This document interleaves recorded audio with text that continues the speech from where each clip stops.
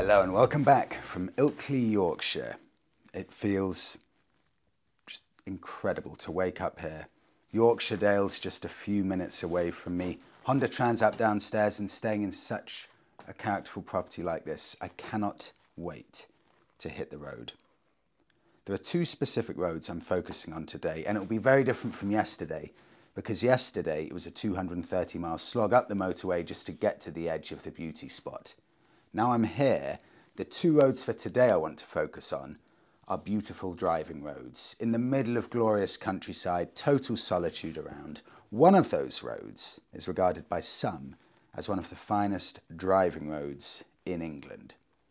The location I'm staying tonight, I've just booked it about 10 minutes ago on booking.com, was £55 a night. And scrolling through over my breakfast this morning, the discounts available in off-season now in England to book accommodation is staggeringly good. I've seen some properties at £160 a night, usually brought down to about £55 to £60 a night. I could easily find a room above a pub for £40 a night without looking for more than 2 minutes or so.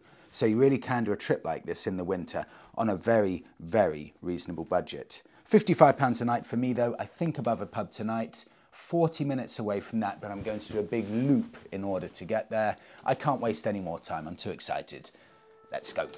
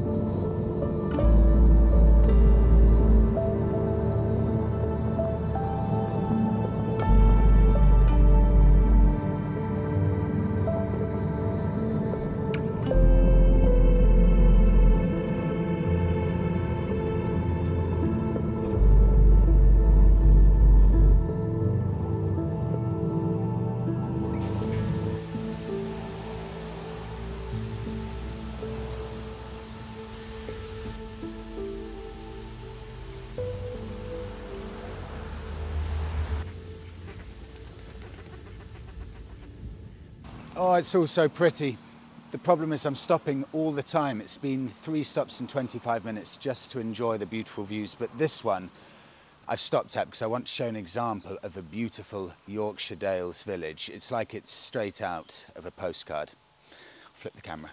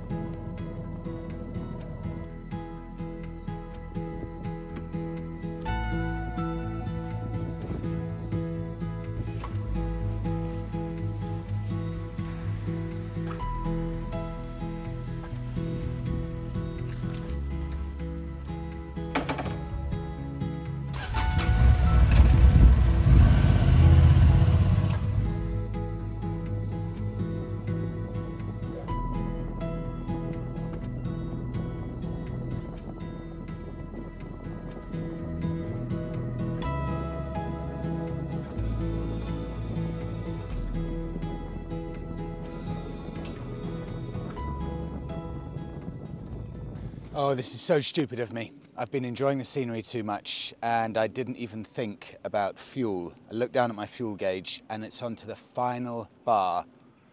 The final bar of fuel, and I don't know how long it's been on the final bar of fuel, so I don't really know if I have 5 miles of fuel or 20 miles of fuel. I tried to see if there's a fuel indicator on the bike, but I couldn't figure it out. So, it just says consumption, trip, consumption, nothing. And I haven't seen a petrol station all day. It's now 1 o'clock. So I'm thinking I'm going to have to go all the way back I came until I find a sign for Big Town. Not that I've seen one, and there's no mobile data, no mobile signal. So I can't put it onto Google Maps or anything like that. So I think I'm going to have to go all the way back because I'm deep into the Yorkshire Dales National Park now, which is completely breathtaking. But at least for now, double back, hopefully get some fuel and find a decent sized town, which I haven't seen for a long time now. It's a shame. Very, very badly organised.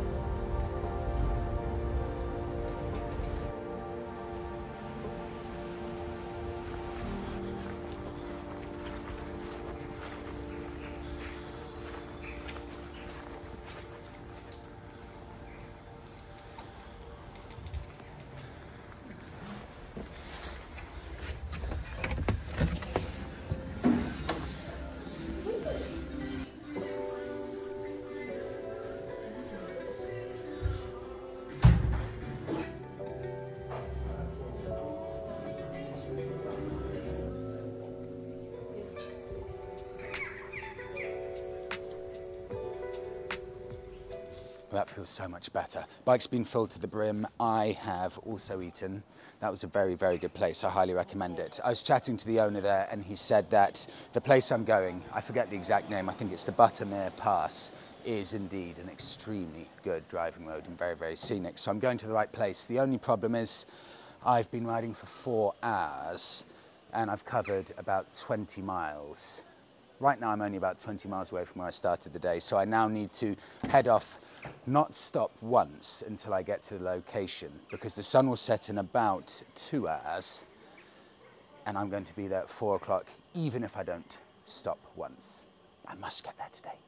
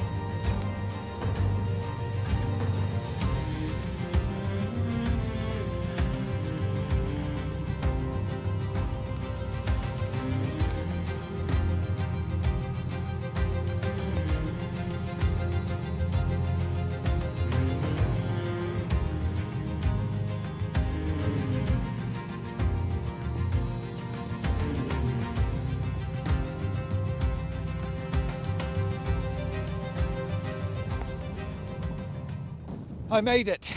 Welcome to what is thought of by some as one of the best driving roads in England, the Buttertubs Pass. I don't know if the microphone's going to work because my phone's just said it detects water in the system. I've had to do an emergency override on the microphone because everything is sodden in water. And again, I don't know how good the mic is, if it will stop picking up the wind, because it is gale force wind up here. In fact, you can see it, all of the plants are facing that way. Visibility is about 80 meters or so. It's about half an hour to sunset. I can see the beauty through all of the mist, the fog and the rain. On a clear day, this really would be one of the best driving roads in England that I've ever seen. And it's a shame because here, across the road and the sheet of grey, are breathtakingly dramatic cliffs dropping down with waterfalls. I've seen glimpses every so often, but the weather's closing in so much now, the visibility is just not good enough to be able to see it. But across the road there, spectacular views. I have to race back now as quickly as possible because I'm about half an hour from sunset, no signal, so I'm just going to have to ride that way until I get some signal, figure out where I am.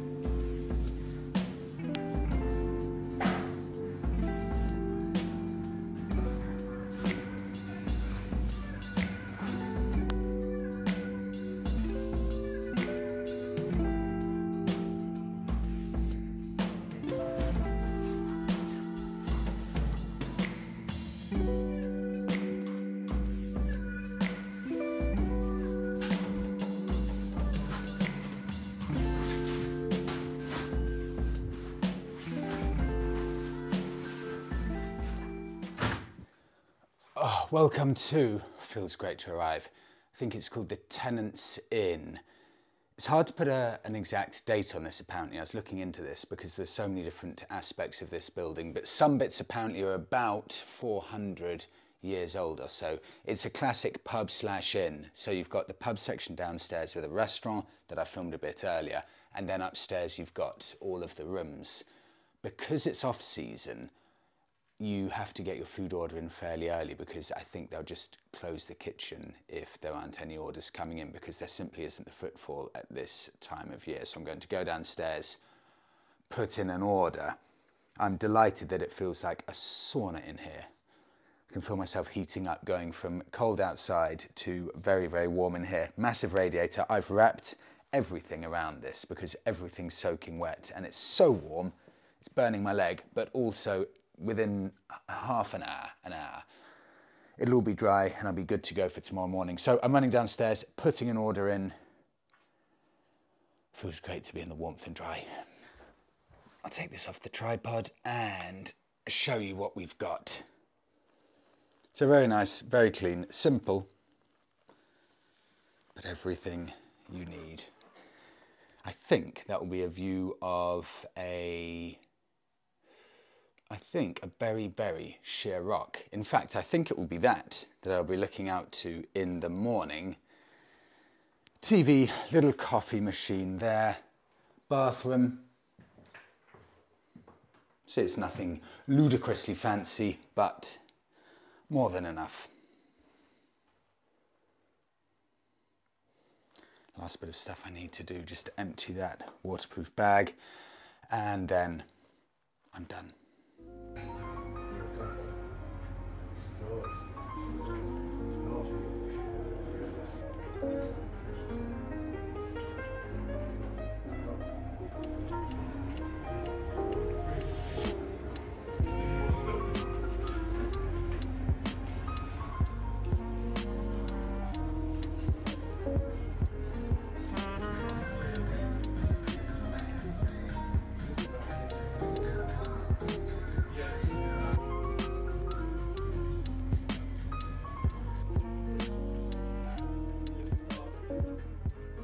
The ride back from the, I always forget the name, the Butter something pass.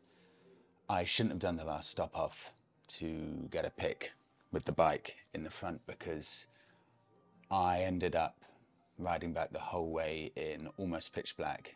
The sun completely set about 10 minutes after that, and the fog came in and the visibility was down to about genuinely 20 meters or so, and I promise hand on heart that is probably the scariest, most hairy ride I've ever done anywhere in the world in my life. Couldn't see a thing. I put the fog lights on, did everything I could, but nothing worked, and all I could do is just follow a fence or a tree along, and so many times I was going along 17 miles an hour maximum, and I'd see myself going towards a ditch or something, then have to do a last minute turn. It was so bad.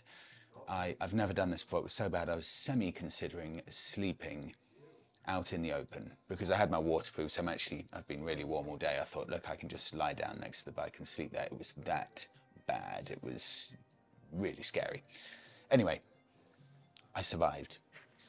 And I got my food order in on time, which I'm delighted about, because otherwise I'd have had to go on the bike and go to a supermarket, so that is perfect. And I'll wrap it up there. Thank you so much, everyone, for watching. See you all in the next one.